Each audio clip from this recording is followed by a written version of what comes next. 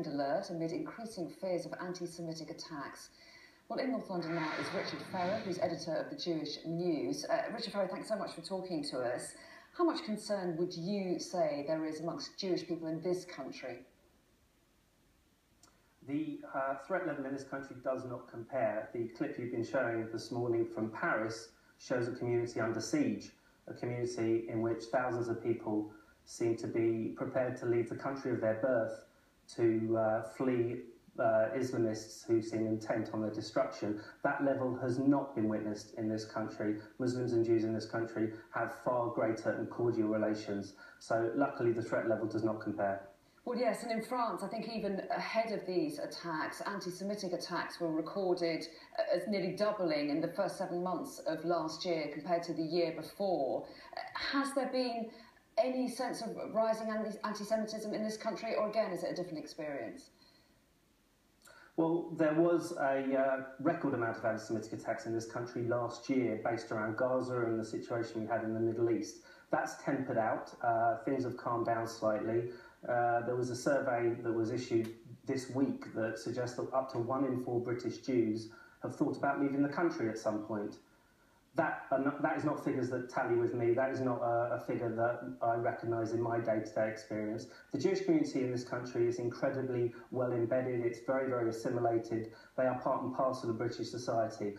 In France, it's slightly different. In France, there is an issue and there are loggerheads, and I think the Jewish community in France is feeling terribly threatened. And the French Jewish community is being helped by its leaders. The Prime Minister has said that if France fails its Jews, then the Republic has failed. The President has sent out 5,000 troops to protect the French people. The French people are on the front line of this battle against Islamism and radicalism in France in a way that they simply aren't, thankfully, mercifully, here in the UK.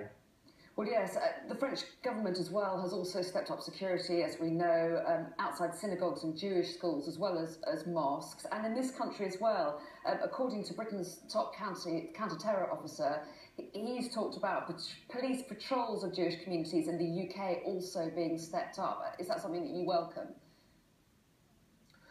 Yes, but it's been a daily reality for many years now. Jewish children go past security guards, they go past security gates, they are recorded by CCTV cameras.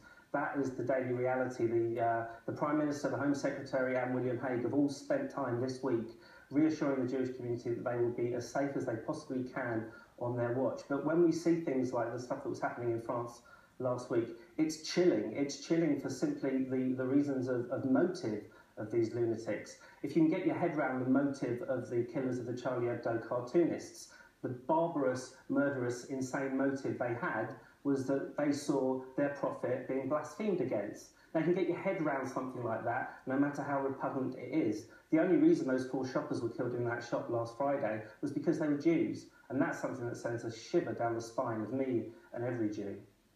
I'm sure. Richard Ferrer, we appreciate your time. Thank you so much for talking to us here this afternoon.